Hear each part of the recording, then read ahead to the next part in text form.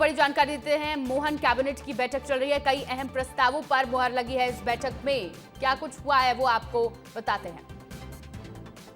लेकर क्या किसानों को जो लाभ मिल रहा है, पूरे लाभ के साथ में मुझे लगता है मध्य प्रदेश ने इसमें भावांतर योजना में देश में एक अपनी बहुत ऊंचाइयां प्राप्त करी है। और इसका जो सिंगल क्लिक से जो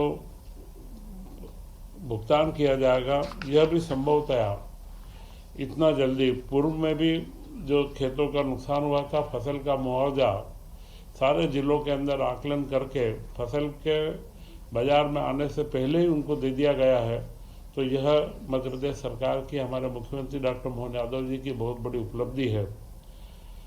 वर्तमान में बिजली के बिल की एक समाधान योजना भी चल रही है, जो 18% का सरचार्ज है। उस योजना में हमारा सभी किसानों से व घरेलू उपभोक्ताओं से अनुरोध भी है कि वे अपने बिलों को 30 दिसंबर तक करके और अपने बिलों में जो सरचार्ज और जो विसंगतियाँ उनको दूर करवा लें। इसी के साथ में आज मंत्रिपरिषद ने कई महत्वपूर्ण निर्णय और लिए हैं। उन निर्णय में सबसे पहला जो निर्णय था वह है मानधाता जिले के अंदर खंडवा में एक सिविल न्यायालय की स्थापना करना। खंडवा के अंदर यह जो 7 नवीन पदों का सृजन हुआ है और मानधाता क्षेत्र के अंदर ये पहला न्यायालय रहेगा, जिससे उस क्षेत्र के सभी नागरिकों को काफ़ी उसका लाभ मिलने की संभावना है।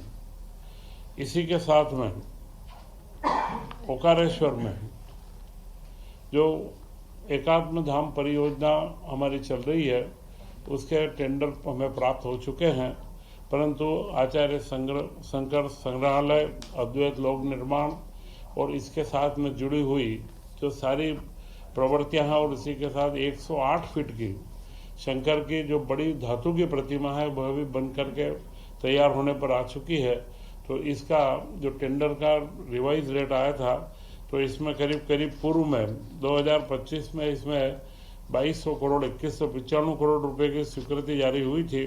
उसकी पुनर्निरीक्षित लागत 2424 करोड़ रुपए, करीब 228 करोड़ रुपए अतिरिक्त इसमें स्वीकृत की गई है, क्योंकि यह अद्वैत संग्रहालय शंकर के साहित्य और शंकर के ऊपर जो शोध करने वाले, और यह अपने आप में एक सबसे महत्वपूर्ण संस्थान जो लंबे समय से हम देख रहे हैं, देश के आज़ादी के बाद से इस तरीके के हमारे आध्यात्मिक धरोहर को सहेजने का इससे बड़ा कोई कार्यक्रम नहीं चला है।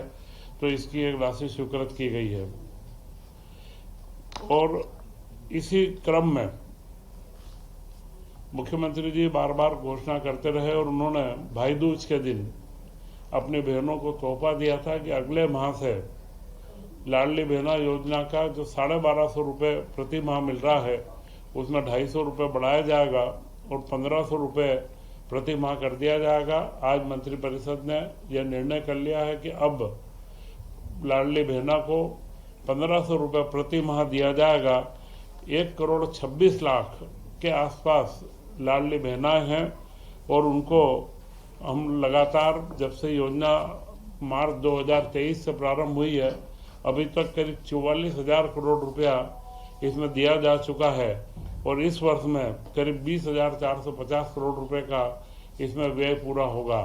तो यह योजना महिलाओं के सशक्तिकरण और महिलाओं के जो एम्पावरमेंट के लिए हमारे द्वारा जारी की गई थी, वह योजना में बढ़ोतरी करके मुख्यमंत्री जी ने यह कमिटमेंट है, जो शासन का कमिटमेंट और महिलाओं के सशक्तिकरण के प्रति जो सरकार खड़ी है, उसको और आगे ले जाते हुए हम इसमें कई नए आयामों के साथ में आगे बढ़ेंगे। और यह योजना का राशि का अंतरण बहुत जल्द मुख्यमंत्री जी के द्वारा अगले 12 तारीख को सिवनी के अंदर सिंगल क्लिक से 1500 रुपये प्रति माह का अंतरण किया जाएगा। इसी के साथ में महत्वपूर्ण योजना रेस्को योजना, जो सोलर सिस्टम को शासकीय भवनों के ऊपर लगाई जाती है, इसमें शासन की कोई राशि नहीं लग रही है।